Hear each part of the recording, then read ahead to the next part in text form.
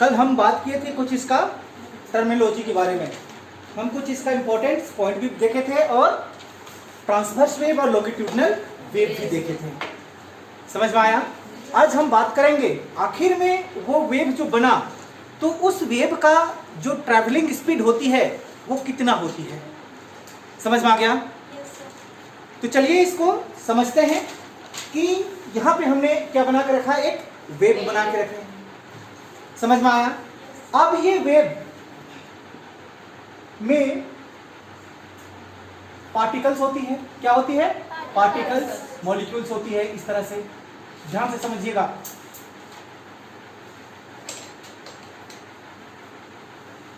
अब ये जो मॉलिक्यूल्स है, पार्टिकल्स है, आपस में इंटर एटॉमिक फोर्स से क्या होती है, जुड़ी हुई है।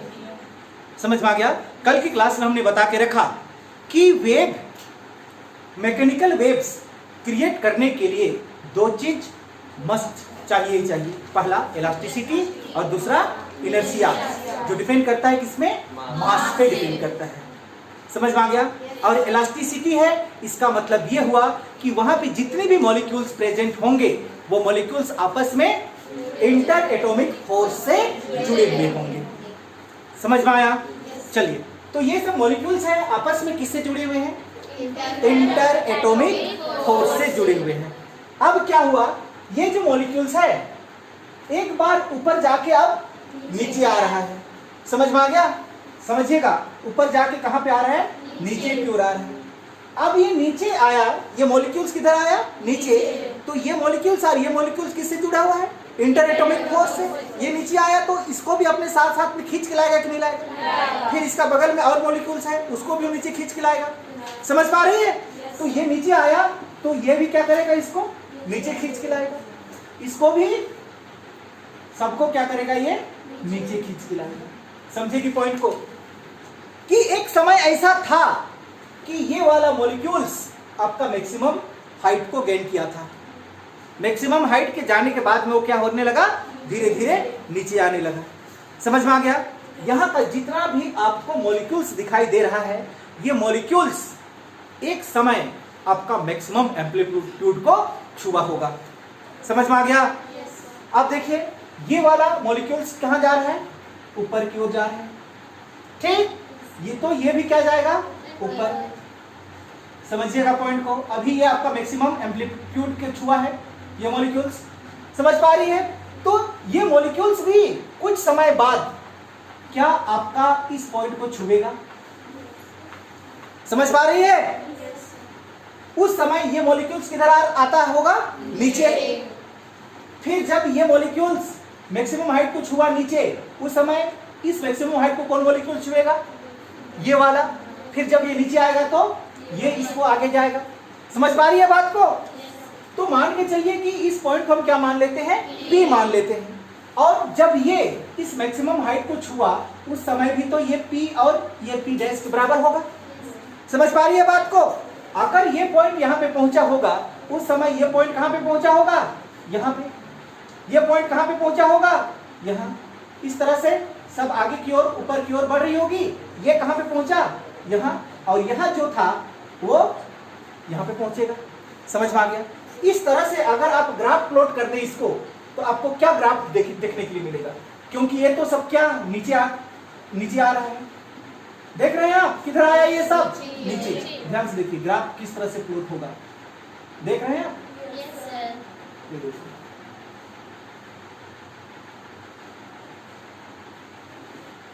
इस तरह से होगा।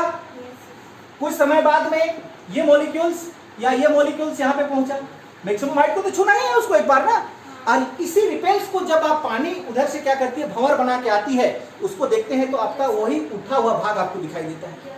एक बार उठता है वही थोड़े रहता है, वो उठते जाता है, बाकी सब दबते जाता है, और जो उठा हुआ भाग आपको नजर आता है। कौन, यही P। एक समय में ये वाला पॉइंट भी आपका कहाँ पहुंचेगा, मैक्सिमम पे पहुंचेगा। इसको हम क्या मान लेते हैं, P डबल डैश। उस समय ये पॉइंट कहाँ पे होगा, ये यहाँ पहुंचा तो ये वाला यहाँ, ये वाला यहाँ, इस तरह से पहुंचेगा क्या, ये वाला यहाँ, और बाकी जो यहाँ पे रहेगा वो यहाँ, और यहाँ वाला यहाँ पहुंचेगा। बात समझ पा रही है? उस समय ये पॉइंट आपका और नीचे आएगा। इस तरह से बात पकड़ रही है।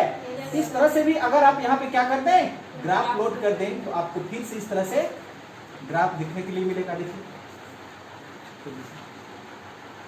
आगे और बढ़ाइएगा तो आपको और मिलेगा। समझ में आया? समझिएगा। सपोज यहां से इसका जो डिस्प्लेसमेंट हुआ, कहां से कहां, P से P डैश में, किधर से, इसका ओरिजिन से डिस्प्लेसमेंट हुआ। ये आपका पॉजिटिव एम्पलीट्यूड, ये माइनस एम्पलीट्यूड। तो डिस्प्लेसमेंट हुआ, कितना डिस्प्लेसमेंट हुआ इस डायरेक्शन पे, समझेगी, x। ठीक, कितना समय में, t समय में। ये मैक्सिमम हाइट, जो मैक्सिमम एम्पलीट्यूड है पॉइंट P अचीव हुआ। समझ में आ गया? अब P डैश को इस मैक्सिमम हाइट को अचीव करने के लिए इस डिस्प्लेसमेंट को थोड़ा क्या करना होगा, बढ़ाना होगा ना, आगे जाएगा तभी ना होगा। फिर P डैश को इस मैक्सिमम हाइट को छूने के लिए और डिस्प्लेसमेंट को बढ़ाना होगा। समझ पा रही है? तो हम P डैश की बात करें तो कितना वहां पे तुम्हारा डिस्प्लेसमेंट बढ़ा, इस डिस्प्लेसमेंट को हम क्या मान लेते हैं, डेल्टा x डिस्प्लेसमेंट बढ़ा। समझ पाई? और टाइम कितना बढ़ा यहाँ पे, डेल्टा t। एक बार फिर से, ओरिजिन से पॉइंट P कितना डिस्प्लेसमेंट, x, कितना समय में, t समय में। P डैश में यहां से कितना distance, displacement, x plus delta x। नहीं समझ पाई? कंफ्यूज हो रही है? एक बार फिर से समझाते हैं कि ओरिजिन से मैक्सिमम एम्पलीट्यूड को छूने के लिए इस पार्टिकल्स को कितना डिस्टेंस ट्रैवल करना पड़ा, x डिस्टेंस, कितना समय में, t समय में वो मैक्सिमम हाइट को छुआ। मैक्सिमम हाइट को छूने के बाद में ये क्या करेगा, नीचे की ओर आएगा, और ये नीचे की ओर आएगा तो जो मैक्सिमम हाइट नहीं छुआ है वो मैक्सिमम हाइट को छुएगा। तो जब ये P डैश, ये पार्टिकल्स मैक्सिमम हाइट P को छुआ, मैक्सिमम एम्पलीट्यूड को छुआ, तो यहां से कितना डिस्प्लेसमेंट में छुआ, यहां से लेकर x और यहां से इसका दूरी डेल्टा x। तो यहां से लेकर टोटल P डैश का दूरी कितना, x प्लस डेल्टा x, और टाइम कितना, t प्लस डेल्टा t। बात पकड़ी आप? डाउट है कहीं पे? फिगर बना?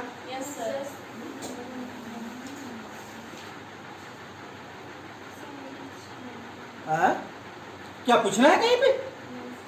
समझिए, सबके लिए वही कहानी बनेगी।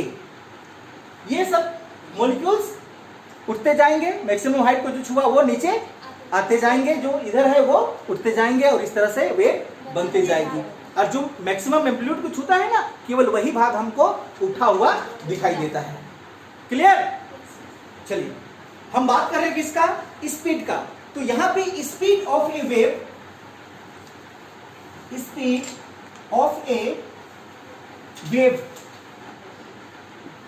पार्टिकल, मीडियम में जो पार्टिकल्स है उसका स्पीड। समझ में आ रहा है? एक चीज ध्यान दीजिएगा कि ये जो मॉलिक्यूल्स है ना, ये मॉलिक्यूल्स आगे नहीं बढ़ते हैं, वो अपने स्थान पे ही क्या करते हैं, ऊपर नीचे होते रहते हैं। केवल आपका एनर्जी आगे बढ़ती है। समझ में आया? पार्टिकल्स विथ, यहां पे जोड़ देते हैं, with same phase. Same phase का क्या मतलब, ध्यान से समझिएगा कि यहां पे P हो गया, P डैश हो गया, P डबल डैश हो गया, ये सब क्या है, सेम फेज है। आगे और कोई पार्टिकल्स इसका लेवल पे पहुंचेगा तो उसका भी फेज सेम होगा। समझ में आ गया? तो सिर्फ वही स्पीड को हम लोग पकड़ के चलते हैं, जो केवल ऊपर उठते जाता है वो, और वो केवल एक पार्टिकल्स नहीं उठाता, जो एक बार मैक्सिमम हाइट को छुआ वो फिर नीचे आता, फिर जो नीचे से जा रहा है वो मैक्सिमम हाइट को छुएगा, फिर नीचे आएगा, फिर इस तरह से बढ़ते जाएगा, नीचे आते जाएगी। समझ में आया? तो इसका definition, speed of A wave is speed of a medium particles, medium का पार्टिकल्स विथ सेम फेज। जैसे कि P dash, P double dash, आगे जाएंगे तो ट्रिपल डैश, इस तरह से। ठीक, चलिए हो गया। आप जानते हैं वेलोसिटी इक्वल टू क्या होता है, डिस्प्लेसमेंट बाय टाइम। कितना डिस्प्लेसमेंट हुआ यहाँ पे, delta x time delta t। Clear? यहां पे ध्यान दीजिएगा, फेज क्या है आपका यहां पे, जल्दी बोलिए। फेज के एक्स प्लस ओमेगा टी। के यहां पे क्या है, कौन सा कांस्टेंट? के इक्वल टू क्या होता है, 2 बाय लैम्डा, है कि नहीं? फेज ध्यान से देखिएगा, के एक्स प्लस ओमेगा टी, ये क्या होता है हमेशा, कांस्टेंट। क्यों कांस्टेंट होता है उसको भी समझिए। कांस्टेंट इसलिए होता है क्योंकि P किसके बराबर, P डैश के बराबर, और किसके बराबर, P डबल डैश के बराबर। अगर आगे बढ़ाना चाहते हैं तो ट्रिपल डैश के बराबर। ध्यान से देखिए, सेम फेज है, तो फेज सबका क्या है, कांस्टेंट है, इक्वल है। क्लियर? समझिएगा पॉइंट यहाँ पे। और के एक्स प्लस ओमेगा टी, ये किस पॉइंट पर बात की हम, P के लिए। अगर P डैश की बात करें, ध्यान से समझिए, P equal to P dash equal to P double dash equal to P triple dash. तो ये किसके लिए बात की हम, P के लिए। बीच में क्या साइन, इक्वल टू, हम किसका बात करेंगे अब, P डैश का। तो P डैश क्या हो जाएगा, ध्यान से समझिएगा, K तो हमारा K ही रहेगा, ये क्या था, X, तो P डैश के लिए X क्या होगा, X प्लस डेल्टा X। बात समझ में आया? बीच में क्या साइन, प्लस का साइन, ओमेगा तो ओमेगा ही रहेगा सबके लिए, T प्लस डेल्टा T। ये बात समझ में आ गया। किसका बात किया हम, P डैश का। क्लियर? आगे बढ़े, चलिए। K X plus omega T equal to K X plus K delta X plus omega T plus omega delta T. ये बातें भी समझ में आया होगा, है कि नहीं? के एक्स से K X cancel, omega T से ओमेगा टी कैंसिल। क्लियर? क्या बचा आपके पास, बोलिए, K delta X plus omega delta T equal to 0 हो गया। और ध्यान से समझिएगा, इस केस में हमारा क्या होता है, प्लस और माइनस दोनों होता है कि नहीं?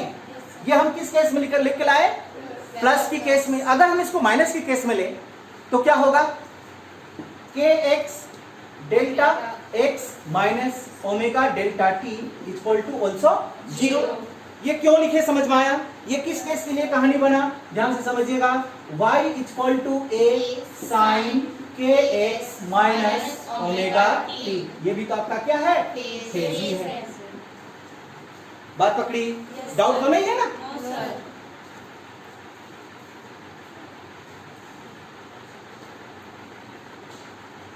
और आगे ध्यान दीजिएगा, के डेल्टा एक्स माइनस में है, उधर लेके जाएं, equal to omega delta T. ठीक? और ध्यान दीजिएगा, और delta X upon delta T equal to omega by K. नहीं होगा कि नहीं होगा, omega by K. Delta X क्या, डिस्टेंस, बाई डेल्टा टी क्या, distance by time equal to, ये कहाँ गया, देखिए डेल्टा एक्स बाई टी की जगह में क्या लिखे, वेलोसिटी। तो आप लिख सकते हैं velocity equal to omega by K. इस तरह से आप वेलोसिटी कैलकुलेट कर सकते हैं।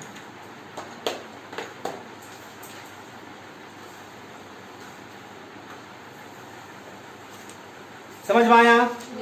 डाउट है?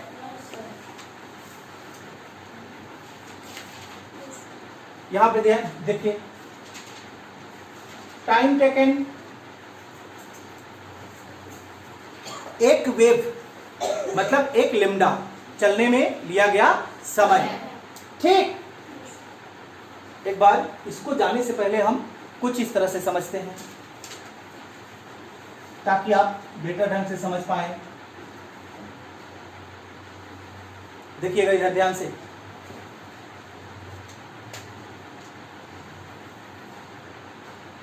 ये देख रहे हैं यहां, ये इस ऊपर वाला भाग को हम क्या कहते हैं? क्रेस्ट कहते हैं। तो ये भी आपका क्या है? क्रेस्ट। क्रेस्ट से क्रेस्ट का दूरी लैम्डा कहलाता है। समझ में आ गया? यहां से ये कितना डिग्री? 90 डिग्री। यहां से ये कितना डिग्री? 180। कितना हुआ? 270। यहां से ये कितना डिग्री? कितना हुआ? 360 हुआ? होगा? नहीं हुआ? तो 360 डिग्री किसके बराबर? लैम्डा के बराबर है कि नहीं? इसका मतलब ये हुआ कि यहां से यहां पार्टिकल्स अगर एक राउंड करे तो 360 डिग्री बनती है। और यहाँ पे टाइम कितना लग रहा है? T। हम जानते हैं। समझ में आ गया? तो क्या टाइम टेकन को आप लिख सकते हैं T gives लैम्डा? क्यों? क्योंकि लैम्डा इक्वल टू ऑल्सो 360 और T इक्वल टू ऑल्सो 360। ये बातें वहां पे दिखाई देता है आप लोगों को। ठीक, तो एक साइकिल में कितना जल्दी? T कितना बनाया? लैम्डा। तो एक साइकिल कितना बनाएगा? लैम्डा बाई T बनाएगा। इसका बाई में जाएगा कि नहीं जाएगा? कितना बनाएगा? लैम्डा बाई T बनाएगा। ध्यान से देखिए, बात पकड़ में आया? तो आपको अब क्या मिला यहाँ पे उसको भी समझ लीजिए। वेलोसिटी इक्वल टू क्या मिला? लैम्डा बाई T मिला। ठीक, इसमें हम इंट्रोड्यूस करा देते हैं 2 पाई। क्या करा देते हैं इंट्रोड्यूस? 2 पाई। 2 पाई इंट्रोड्यूस कराएंगे तो क्या मिलेगा उसको भी समझ लीजिए, ध्यान से समझिएगा।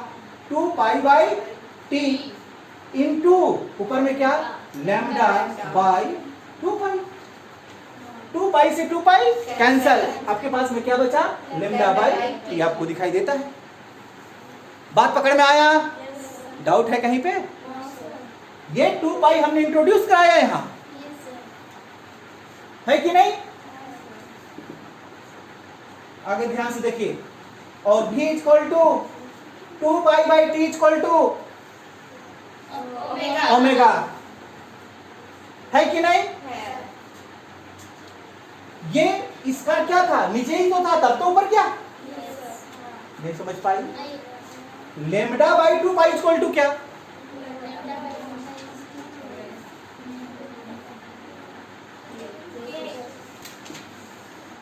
K इक्वल टू क्या? 2 पाई बाई लैम्डा। ये जानते हैं? तो 1 बाई K इक्वल टू क्या? लैम्डा बाई 2 पाई है। तो लैम्डा बाई 2 पाई के बदले में आप 1 बाई K लिख सकते हैं। चलिए यहाँ पे हम क्या लिखे? 1 बाई K। क्या मिला आपको? Omega by K। यही वेलोसिटी हम निकाले, किधर गया? इधर गया। समझ में आया?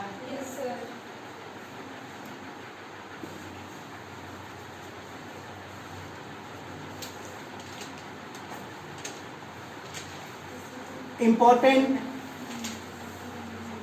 नोट, कुछ इंपॉर्टेंट नोट को जानेंगे हम वेव के बारे में।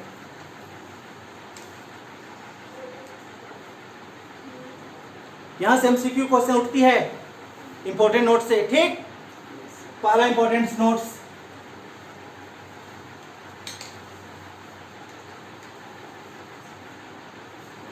हमने क्या लिखा? Source frequency. बात मेरा ध्यान से समझिएगा कि सन से हमारा लाइट एनर्जी अर्थ पे पहुंच रही है। पहुंच रही है कि नहीं पहुंच रही है? तो क्या इस लाइट का फ्रीक्वेंसी को हम मेजर करने के लिए सोर्स के पास जाएंगे? एक बार मेरा बात फिर से सुनेगी कि सन से हमारा लाइट एनर्जी कहां पे पहुंच रहा है? अर्थ पे पहुंच रहा है। तो इसका लाइट का आपका सोर्स क्या कौन सा हुआ? सन हुआ ना। सन से निकल रहा है तो इसका फ्रीक्वेंसी का सोर्स कहां हुआ? सन हुआ।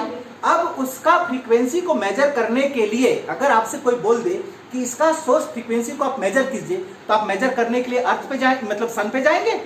क्या पॉसिबल है? नहीं है। तो हम कैसे मेजर करें इसको? समझ पा रही है? चीज याद रखना कि जो फ्रीक्वेंसी एक बार बन जाती है किसी भी चीज का, वो जिंदगी भर कभी भी चेंज नहीं होता है। इसलिए हम इसका फ्रीक्वेंसी को सोर्स पॉइंट को मेजर करने के लिए नहीं जाते हैं, बीच में कहीं पर भी एक टुकड़ा को क्या करते हैं, पकड़ लेते हैं और उसका फ्रीक्वेंसी को मेजर कर लेते हैं, और जो उसका वैल्यू आएगा वही वैल्यू किसका आने वाला है? सोर्स फ्रीक्वेंसी का आने वाला है। समझ पाई बात को? तो सोर्स फ्रीक्वेंसी इक्वल टू क्या हुआ? Wave frequency. Source frequency equal to wave frequency. जो वहां पे वेव के रूप में हमारा लाइट आ रहा है, आप कहीं पर भी कोई भी छोटा सा एक टुकड़ा वेव को पकड़िए और उसका फ्रीक्वेंसी को मेजर कर लीजिए, जो वैल्यू आया वही वैल्यू आपका सोर्स फ्रीक्वेंसी का हुआ। समझ में आ गया? ये इसका इंपॉर्टेंट पॉइंट, अब याद रखेंगे ये चीज। ठीक, दूसरा इंपॉर्टेंट पॉइंट, वेव का फ्रीक्वेंसी एक बार बनने के बाद लाइफ टाइम कभी भी नहीं बदलती है। हमने क्या कहा, समझ में आया? वेव का फ्रीक्वेंसी एक बार बनने के बाद जिंदगी भर लाइफ टाइम कभी भी चेंज नहीं होगी। समझ में आ गया? तो लिख लेंगे, वेव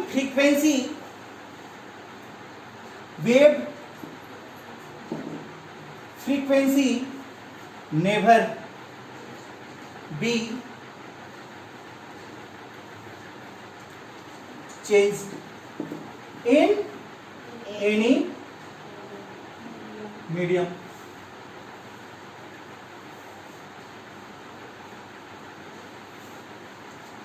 अब यहां पे समझिएगा मेरा बात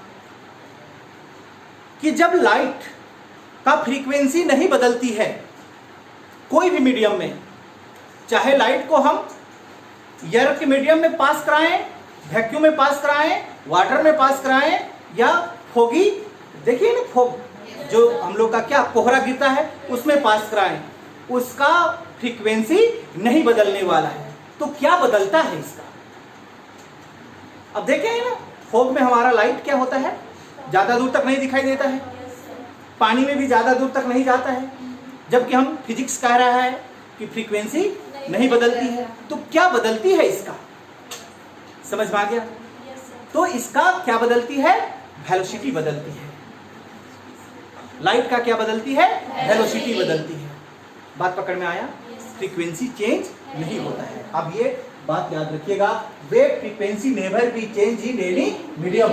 कोई भी मीडियम रहे उसका फ्रीक्वेंसी नहीं बदलने वाला। क्लियर? तीसरा पॉइंट,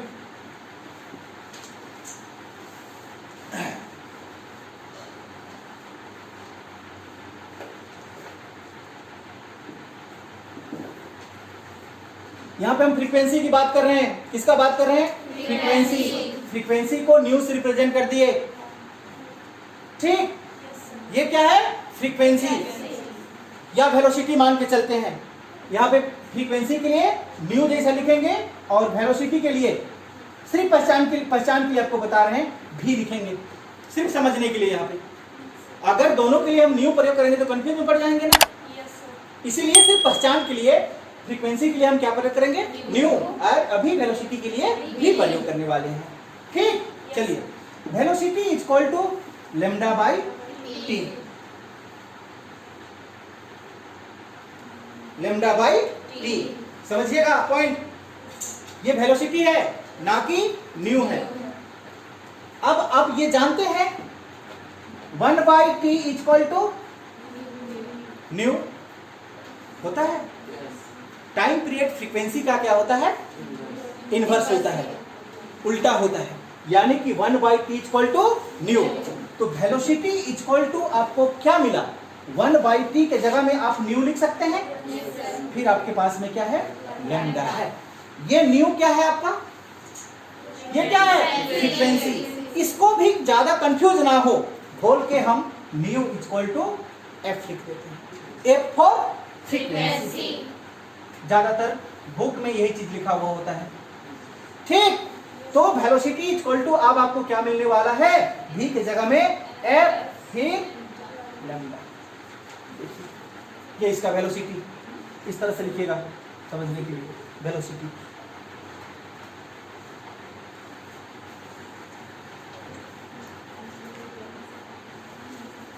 हो गया। लैम्डा यहां पे क्या है, वेवलेंथ। फोर्थ पॉइंट में आइए, वेलोसिटी एंड लैम्डा,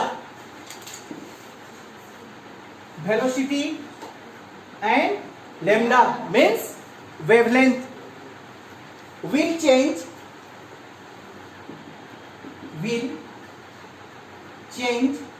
in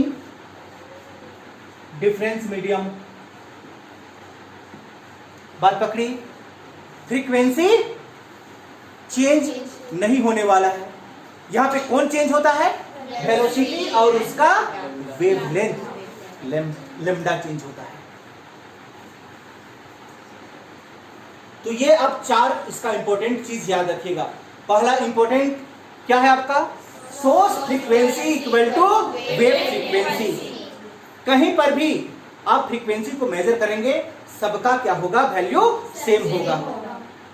ठीक, दूसरा इसका इंपॉर्टेंट पॉइंट क्या था कि वेव फ्रीक्वेंसी एक बार अगर बन गया तो वो कभी भी चेंज नहीं होगा। क्लियर। दूसरी चीज हमने क्या देखा, वेलोसिटी किसके बराबर, velocity equal to frequency into wavelength के बराबर। समझ में आ गया, हाँ वही तो है, फ्रीक्वेंसी इनटू वेवलेंथ। लैम्डा का मतलब क्या होता है, वेवलेंथ। चौथा पॉइंट क्या सीखे हम लोगों ने, velocity and lambda will change in different medium. समझ में आ गया, किसकी बात कर रहे हैं हम लोग, वेव की बात कर रहे हैं। क्लियर।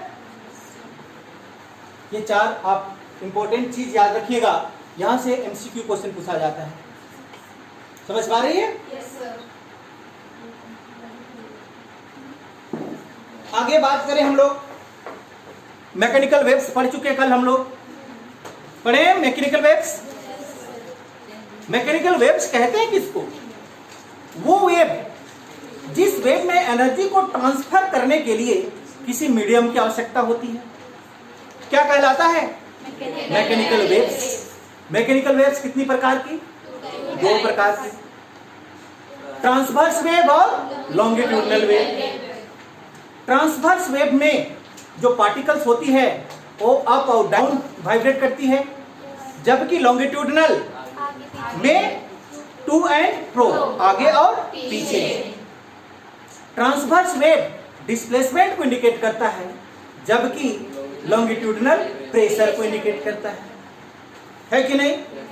थोड़ी सा और जानकारी, ट्रांसवर्स वेव का पॉजिटिव मैक्सिमम एम्पलीट्यूड को क्रेस्ट कहते हैं, जबकि नेगेटिव मैक्सिमम एम्पलीट्यूड को ट्रफ कहते हैं, है कि नहीं। लॉन्गिट्यूडनल वेव का मैक्सिमम जो प्रेशर बना उसको कंप्रेशन कहते हैं, और जो मैक्सिमम नेगेटिव का जो प्रेशर बना उसको रेयरफेक्शन कहते हैं। याद रखेंगे ये पॉइंट, ठीक। क्या कहते हैं पता चला, रेयरफेक्शन और कंप्रेशन, इसको ट्रफ एंड क्रेस्ट। तो हम लोग ये 2 जो मैकेनिकल वेव्स पढ़े, इस दोनों मैकेनिकल वेव का वेलोसिटी क्या होती होगी, फिर सवाल उठता है। तो दोनों का वेलोसिटी को हम लोग निकालने का कोशिश करते हैं। चलिए टॉपिक डालते हैं, speed of transverse wave in a straight string. Speed of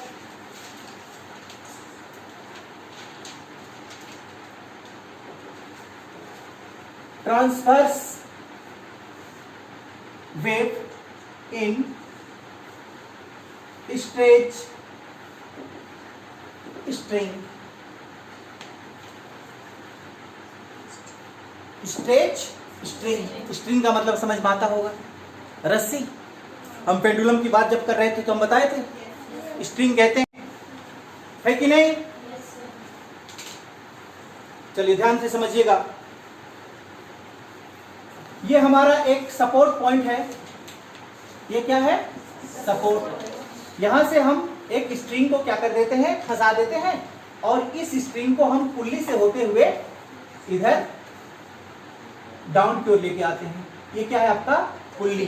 pulley मतलब समझ में आता है कि नहीं? यहां पे हम क्या लगा देंगे? ब्लॉक। ब्लॉक का मतलब भी समझ में आता होगा।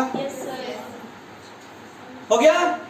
ये ब्लॉक है, तो इसका जो फोर्स किधर लग रहा है? नीचे की ओर। कैसा फोर्स? mg। mg मतलब इसी को तो हम लोग क्या कहते हैं? वेट, वजन। वेट कहते हैं, ओमेगा नहीं है वो। हाँ? ठीक, आप ध्यान से समझिएगा। जब ये वजन नीचे की ओर बढ़ा तो इसमें क्या क्रिएट हुआ? टेंशन। यहां भी क्या क्रिएट हुआ? टेंशन क्रिएट हुआ। समझ पा रही है बात को? जल्दी से ड्रॉ कीजिए। लिख लिए? अब इस केस पे हम ट्रांसवर्स वेव का वेलोसिटी कैलकुलेट करना चाहें तो हमको वेलोसिटी इक्वल टू क्या मिलने वाला है? Under root T by M. क्या मिलने वाला है? T by M. समझिएगा पॉइंट? यहां पे v फॉर वेलोसिटी, t क्या है आपका? t क्या है? टेंशन, जो mg के अपोजिट डायरेक्शन पे लग रहा है, ये t। समझ में आ गया? ये m क्या है? किसका मास? यहां पे मास है स्ट्रिंग का। जो आपने यहां पे रस्सी लिया ना, उस रस्सी का वजन कितना है वो मास है, ना कि ऑब्जेक्ट का। याद रखेंगे आप ये पॉइंट, गड़बड़ हो जाएगी नहीं तो। समझ में आया? यहां पे लिख लीजिए, ये मास कौन सा मास है? मास ऑफ स्ट्रिंग, ना कि ऑब्जेक्ट। आपने रस्सी लिया है ना वहां पे, तो 5 ग्राम वजन होगा उसका, 10 ग्राम वजन होगा, कुछ तो वजन होगा उसका रस्सी का। तो वही रस्सी का वजन को हम यहाँ पे क्या लिए हैं? m। और वही रस्सी का टेंशन क्या है? t। क्लियर? समझिएगा। इसको और समझने के लिए, ये m क्या है आपका? मास ऑफ स्ट्रिंग, रोप, जो भी लिखना चाहते हैं लिख सकते हैं। इसीलिए इसको, इस मास को बेटर पहचानने के लिए हम m इक्वल टू म्यू लिख देते हैं। म्यू का मतलब भी क्या है? ये मास ऑफ स्ट्रिंग। म्यू का मतलब भी क्या हुआ? मास ऑफ स्ट्रिंग। ठीक, इसको एक वर्ड में जानते हैं, लीनियर मास डेंसिटी। कौन है यहां पे लीनियर? अब रस्सी का मास का डेंसिटी m बोलिए या म्यू बोलिए। बात पकड़ में आया? पकड़ पा रहे हैं यहाँ पे? तो v इक्वल टू क्या लिख सकते हैं आप इसको? Under root T upon mu लिख सकते हैं, क्योंकि म्यू और m दोनों एक ही चीज है।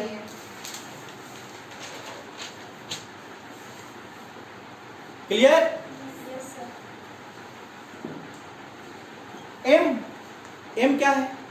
मास ऑफ स्ट्रिंग, है कि नहीं? तब यहां पे क्या लिखेंगे हम लोग? m equal to total mass of string by क्या होगा? Length of string. Length of string. जैसे जैसे आपका स्ट्रिंग का लंबाई बढ़ेगा, आपका मास क्या होगा? घटेगा। रस्सी को बढ़ाएगी तो मास घटेगा कि बढ़ेगा? समझ में आया? इसीलिए हम यहां इसे लिखे, mass equal to total mass of string by total length of string. मतलब हम इसको किस नजरिया से देखें? यहां का मास को इस नजर से देखें। मास पर का मतलब क्या होता है? पर का मतलब क्या होता है? By. Mass per unit length of string. ये देखिए, यही चीज है, ये है मास per unit length of string. ये पूरा ये भाग को आप बोलेंगे, क्या बोलेंगे? Mass per unit length of string. Clear? तो यहां पे आपने क्या देखा? ट्रांसवर्स वेव का वेलोसिटी T बाई म्यू का अंडर रूट, ये आपका वेलोसिटी है। समझ में आया? चलो दूसरी पॉइंट की हम बात करेंगे, स्पीड ऑफ लॉन्गिट्यूडनल वेव।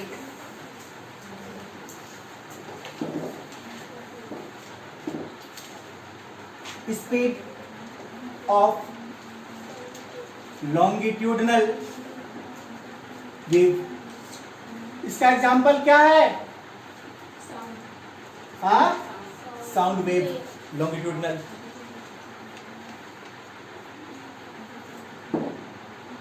हो गया? एक चीज ध्यान दीजिएगा कि साउंड हमारा सॉलिड में भी जाता है और गैस में भी जाता है। नहीं जाता है साउंड? एग्जाम्पल बताएं। एक रड लेगी, ठीक, कान में सटाएगी इस तरह से और इधर ठंग के आवाज करेगी, जाता है कि नहीं जाता है? तो यहाँ पे लॉन्गिट्यूडनल वेव सॉलिड में भी होती है और गैस में भी होती है, याद रखेंगे। तो हमको दोनों चीज के लिए निकालना होगा, सॉलिड का भी निकालना होगा और गैस का भी निकालना होगा, ठीक। चलिए पहले हम निकाल लेते हैं फॉर सॉलिड। सॉलिड के लिए क्या होती है?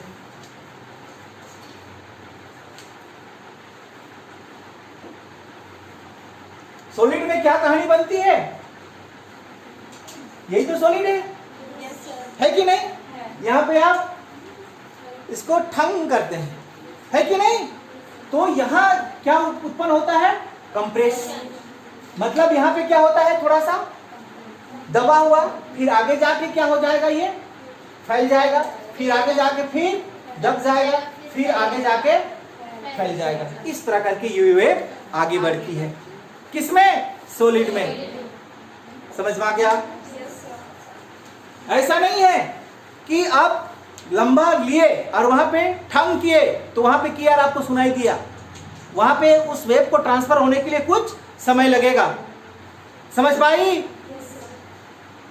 इसकी एग्जांपल आपको हम बताते हैं। मान के चलिए कभी बादल को गरजती हुई देखी है? मतलब सुनी है? सुनी है ना? जब बादल गरजती है तो जस्ट उसका थोड़ा क्षण पहले वहां से बिजली भी कड़कती है। तो वो आवाज जब निकलती है ना, किस समय निकलती है? जब आपको वो चमक दिखाई देता है उसी समय वो आवाज निकलता है। समझ में आ रहा है? लेकिन लाइट का स्पीड साउंड का स्पीड से ज्यादा है, इसलिए लाइट आपको जल्दी दिखाई देता है और साउंड बाद में दिखाई देता है। समझ में आया? जो भी है सुनाई देता है, दिखाई देता है, ठीक ना? चलिए अब यहाँ पे हम किसकी बात कर रहे हैं? For solid. हम वेलोसिटी निकाल रहे हैं, v equal to under root. समझिएगा पॉइंट को, नहीं तो दिक्कत कर जाएगा यहाँ। y by rho. बता रहे हैं कहां से आया? इधर से आया।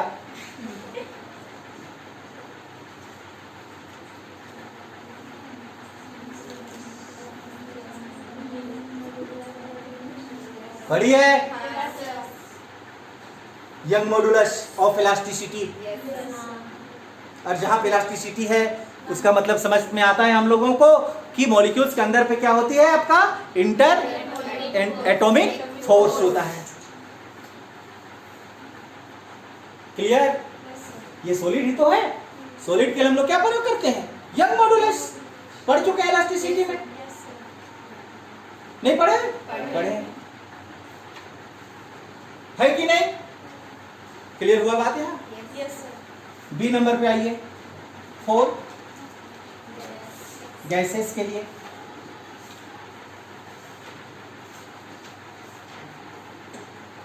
ध्यान दीजिएगा, गैस में longitudinal wave B by rho. यहां पे बी क्या? Bulk modulus. सॉलिड के लिए तो हमारा बल्क मॉडुलस नहीं लगता है, सॉलिड के लिए क्या लगता है? Young modulus. और गैस के लिए क्या लगता है? Bulk modulus. और ये रो का मतलब तो समझ में आता है, डेंसिटी।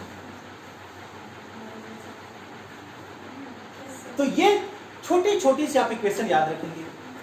किसका है, क्या है ये? वेलोसिटी है, लॉन्गिट्यूडिनल वेग। सॉलिड में ये वेलोसिटी, गैस में ये वेलोसिटी। समझ में आ गया? Yes sir. चलो।